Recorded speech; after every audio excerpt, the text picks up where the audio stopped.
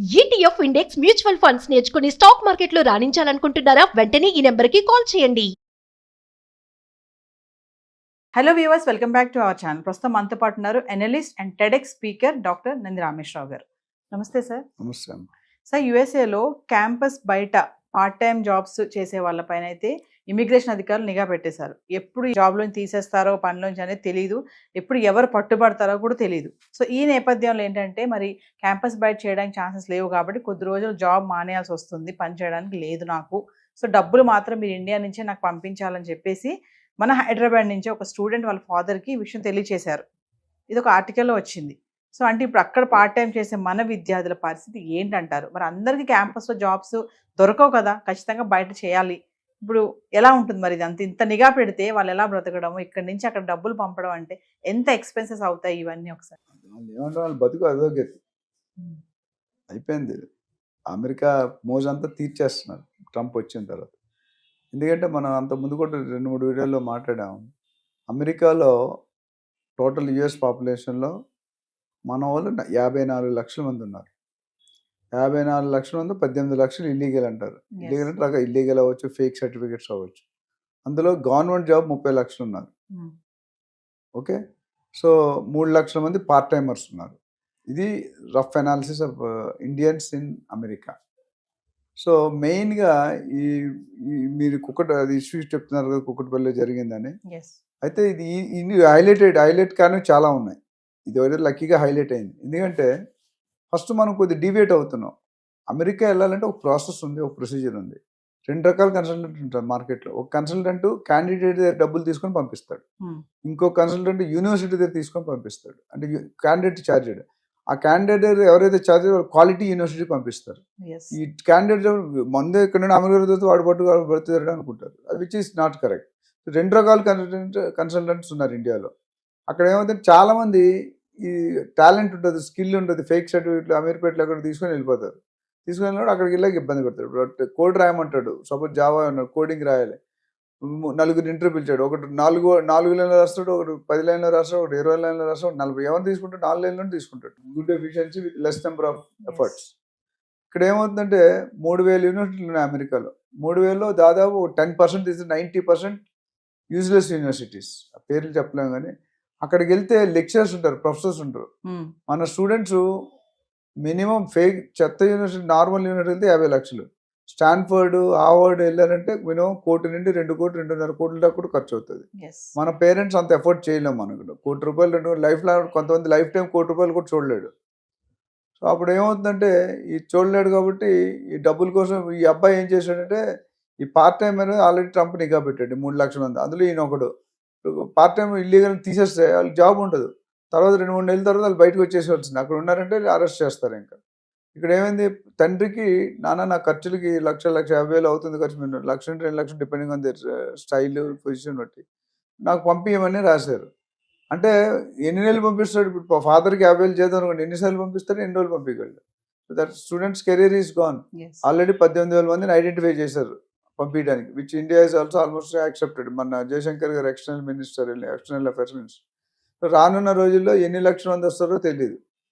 So Trump he's become part timers కానీ, H1B కానీ, illegal entry కానీ, ఫేక్ ఎంట్రీస్ కానీ, ఇవన్నీ కూడా ఆయన ఏమంటే స్కిల్డ్ లేబర్ కావాలి మాకు. స్కిల్డ్ లేబర్ కావాలంటే, స్కిల్డ్ అంటే అర్థం ఏంటి? వాడు నాలెడ్జ్ ఉండి, ప్రాపర్ సర్టిఫికేట్ ఉండి, స్పాన్సర్స్ ఉండి వెళ్తే పర్లేదు. చాలామంది ఈ 18 లక్షల మంది ఏదో ఒక విధంగా ఇల్లీగల్ అయిపోయారు. ఇంకోటి ఏంటి, యూనివర్సిటీ మంచి యూనివర్సిటీ దొరకవు అంత ఈజీగా. ర్యాంకింగ్లో టాప్ మంచి స్కోర్ ఉంటేనే ఇప్పుడు GRE, GMAT ఇవన్నీ రాస్తారు కదా, ప్లస్ పర్సనల్ ఇంటర్వ్యూలు చాలా ఉంటాయి, 3-4 రౌండ్స్ ఉంటాయి, గ్రూప్ డిస్కషన్. అందులో పెర్ఫామ్ చేస్తే పర్వాలేదు. పెర్ఫామ్ చేయట్లేదు.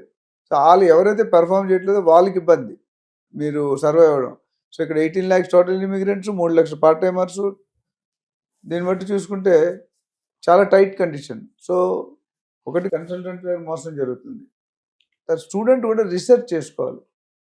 మంచి యూనివర్సిటీ వెళ్తే ప్రొఫెసర్స్ ఉంటారు, వాళ్ళకి నాన్ అకాడమిక్, అకాడమిక్ అంటే ప్రొఫెసర్స్ కింద వస్తుంది జాబ్స్. అంటే అదే యూనివర్సిటీలో చదివితే ఆ యూనివర్సిటీలో పనిచేయాలి. వాడు బయటకు వెళ్ళాలంటే ఇల్లీగల్ జాబ్ పర్పస్ చూడడానికి ఒక జాబ్ చూడండి. అయితే వాళ్ళు మనకు ఆధార్ కార్డులో అన్ని డీటెయిల్స్ పాన్ కార్డు వస్తాయో వాళ్ళు కూడా ఎక్కడెక్కడ. ఇప్పుడు యూనివర్సిటీలో జాబులు ప్రొఫెసర్స్ లేకుండా లెక్చర్స్ ఉంటే జాబులు రావు, ప్రొఫెసర్స్ ఉంటే రీసెర్చ్ అసిస్టెంట్స్. లేదా లైబ్రేరియన్, లేకపోతే స్పోర్ట్స్, వెల్ఫేర్ ఇట్లా పెడతారు. So 2 non academic, academic. కానీ లో క్లాస్ యూనివర్సిటీలో అర్హత లేదు. ఎందుకంటే లెక్చర్స్ ఉంటే ఎలా అపాయింట్ చేసుకుంటారు? ఎస్. సో వాళ్ళు ఏం చేస్తారు, బతుకు తెరువు కోసం బయటకు వచ్చి ఒక 10 కిలోమీటర్, 20 కిలోమీటర్, 50 కిలోమీటర్ వెళ్ళి పని చేసుకుని మళ్ళీ ఇక్కడ వస్తారు. ఎప్పుడైతే ట్రేస్ అవుట్ చేస్తారో గవర్నమెంట్, నువ్వు ఇక్కడ ఉన్నావు, ఇక్కడ నుండి అక్కడికి ఎందుకు వెళ్తావు, రోజు వెళ్ళాలి కదా జాబ్ అంటే, 4 hours, అది కూడా రిస్ట్రిక్ట్ చేశారు. 20 hours కంటే వారానికి ఎక్కువ వారానికి 20 గంటలు చేయాలి, 4 రోజుకి 4 గంటలు యావరేజ్గా, లేదా టోటల్గా 20 గంటలు.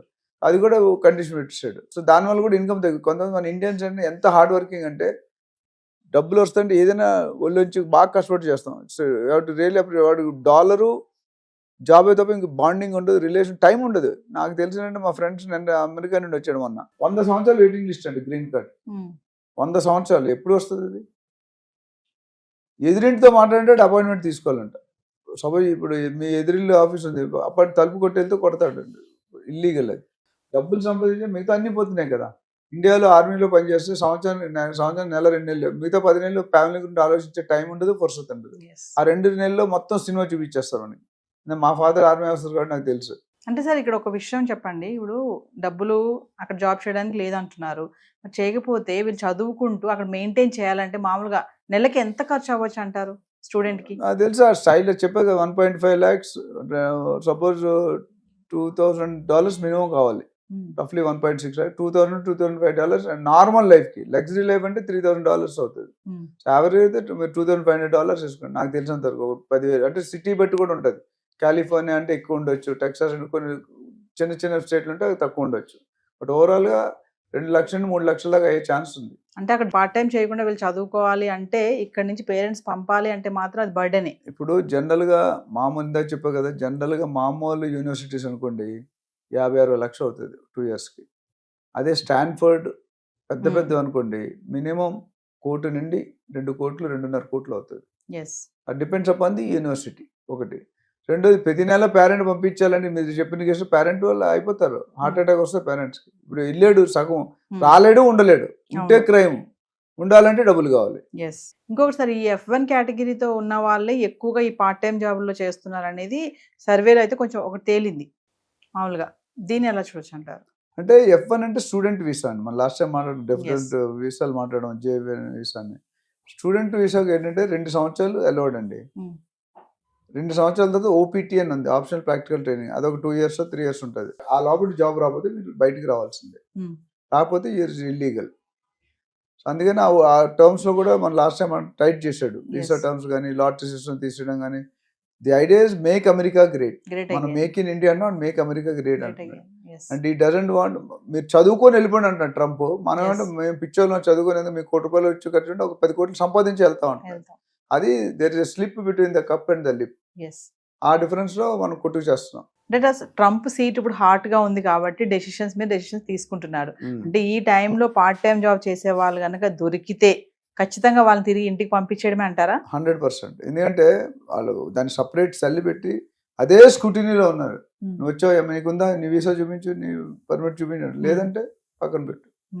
సో దే విల్ టేక్ కొంత టైం ఇస్తాను, 1-2 నెలలు టైం ఇచ్చి వెళ్ళకపోతే they will take severe action. మామూలుగా చూసుకుంటే MS చేయడానికి వెళ్ళినటువంటి స్టూడెంట్స్ ఖచ్చితంగా స్టూడెంట్ ని సజెషన్ ఏమిస్తానంటే, వెళ్ళడం తప్పు లేదండి, వెళ్ళే విధానం తప్పు. నేను ఆలోచన చెప్తా, తెలంగాణ ఇవ్వడం తప్పు కాదు, ఇచ్చే విధానం తప్పు. ఇక్కడ స్టూడెంట్ వెళ్ళాలనుకోవడం తప్పులేదు. చిన్న ఎగ్జాంపుల్ ఇచ్చి క్లోజ్ చేద్దాం. బ్రహ్మానందం గారు ఏదో సినిమా తెలియపోయారు, సినిమాలో బ్రహ్మానందం MS అని ఉంటుంది. పెట్టుకుంటే వాళ్ళ అత్తగారు కూతుర్ని ఇస్తారు, MS అమెరికా. 2-3 సంవత్సరాల తర్వాత ఆవిడ వెళ్తుంది, అమెరికాకి వెళ్తుంది. అప్పుడు ఆయన పనిచేసే హాస్పిటల్కి వెళ్తుంది.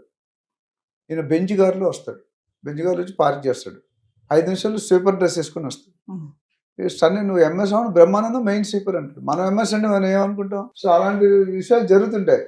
సో ఇప్పుడు ఒకప్పటికి ఇప్పటికి చాలా మా ఫ్రెండ్స్ చాలా మంది ఉన్నారు నాతో చదువుకున్న వాళ్ళు, 15-20 మంది మా స్కూల్ ఫ్రెండ్స్ ఉన్నారు 40 years నుండి. సో వాళ్ళు ఏమంటారంటే, ఇప్పుడులా ఇంతకు ముందులాగా లేదు అమెరికా లైఫ్. ఈ ట్రంప్ ఉన్నంతకాలం అలజడి క్రియేట్ చేస్తాడు, గుండెల్లో రైలు గుబేలు అంటూనే ఉన్నాయి. ఎప్పుడు ఉంటాడో, ఎప్పుడు తీస్తాడో, ఎప్పుడు పెడతాడో. అయితే ఒకటి, కొన్ని రూల్స్, బర్త్ టూరిజం అని లాస్ట్ టైం మాట్లాడడం, బర్త్ టూరిజం తీసేయడం 150 సంవత్సరాలు బట్టి ఉంది.